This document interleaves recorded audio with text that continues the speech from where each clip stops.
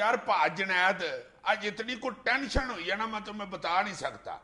और यार उधर हमारे मोहल्ले में दोस्तों ने मिलके 4-5 बड़े तेज लड़के हैं, वो उन्होंने मिल मुल के ना को 2-3 साल पहले पैसे 2.5 साल मेरा ख्याल है हुए पैसे इकट्ठे करके को 30 लाख रुपया तो उधर डिस्पेंसरी बनाई थी।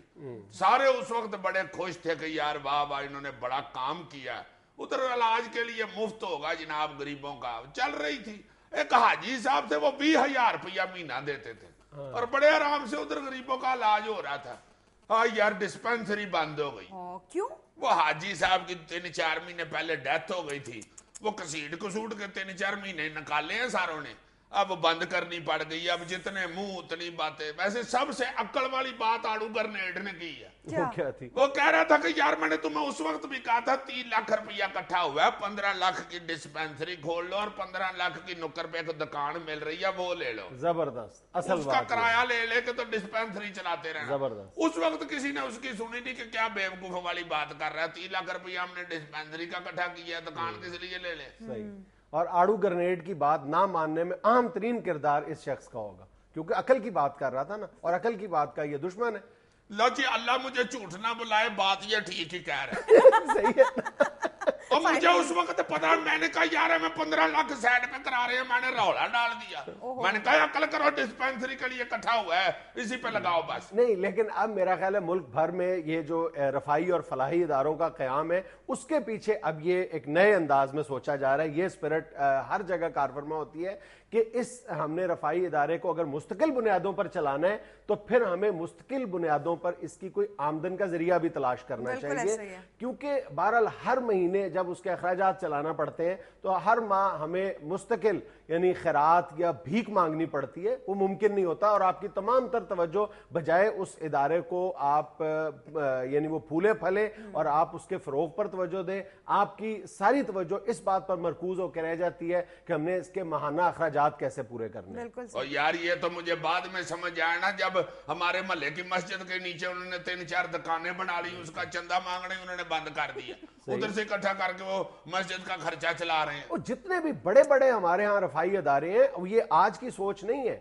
देखो तकसीम हिंद से पहले हमारा ये लाहौर का जो मशहूर गंगाराम हॉस्पिटल है, सर गंगाराम ने यही किया था। जब ये हॉस्पिटल बनाया था तो साथ ही उन्होंने माल रोड पर जो इंतहाई कीमती जमीन थी वहां पर उतनी ही मालियत की दुकानें तामीर करा दी थी और उन दुकानों के किराए से गंगाराम हॉस्पिटल का सारा खर्चा चलता था। और उस वक्त गंगाराम हॉस्पिटल की हालत यह थी कि ना सिर्फ मरीजों का इलाज मुफ्त किया जाता था बल्कि उन्हें 3 मरतबा दिन में खाना भी मुफ्त फराम किया जाता था और 2 मरतबा साथ फ्रूट भी दिया जाता था। वाह यार, मेरी बैड लक ना, मैं तुम्हारे जितना पुराना नहीं हूं, नहीं तो मुझे भी पता होता। तुम्हें एक और मिसाल देता हूं, अल्फ्रेड नोबल जिसके नाम पे नोबेल प्राइज है, तुम्हें पता है ना ये डायनामाइट का मूजद भी था। हाँ? चंगा नोबल बंदा है ये, डायनामाइट बना के लगा फिर रहा है। डायनामाइट का मूजद था और डायनामाइट की इजाद से जो उसे तजारती हकूक हासिल हुए थे, जो रॉयल्टी मिली थी, उसने वो एक बैंक में उस वक्त जमा करवा दी थी और जितना उसको इंटरेस्ट मिलता था उसने कहा था कि इसकी जो असल अमाउंट है उसको कोई ना छेड़े और जो उस पर इंटरेस्ट मिलेगा हर साल उससे हम ये नोबेल जो प्राइज है ये पूरी दुनिया में देते हैं। और फिर यही हुआ, आज तक नोबेल फाउंडेशन को कहीं से भी 1 पाई भी यानी भीख या खैरात नहीं लेना पड़ी। वो उसी जो जितनी रकम हासिल होती है उसके इंटरेस्ट से, उसी की मदद से वो पूरी दुनिया में नोबेल इनाम देते हैं। यार ये तो तुम अदारों की बात कर रहे हो, हम इनफरादी तौर पे यही करते हैं।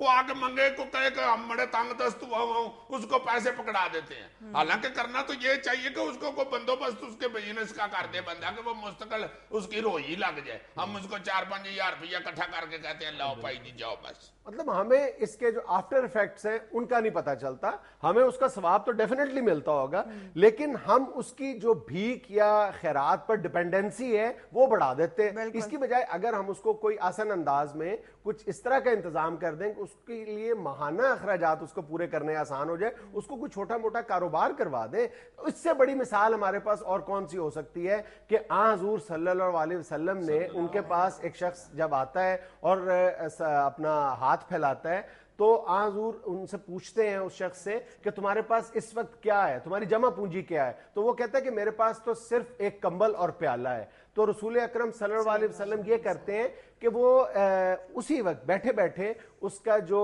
ये दोनों चीजें उससे लेके बेच देते हैं और उसको एक कुल्हाड़ी और एक रस्सा इनायत कर देते हैं। कहते हैं कि तुम जाओ लकड़ियां काटो और अपने लिए और अपने बच्चों के लिए रिस्क कमाओ। सुबहान अल्लाह। असल बात तो ये है ना कि सदके की बजाय सदका जारिया को रवाज देना चाहिए। बिल्कुल। नाज़रीन, यहाँ हम लेते हैं कमर्शियल ब्रेक, हमारे साथ रहिएगा।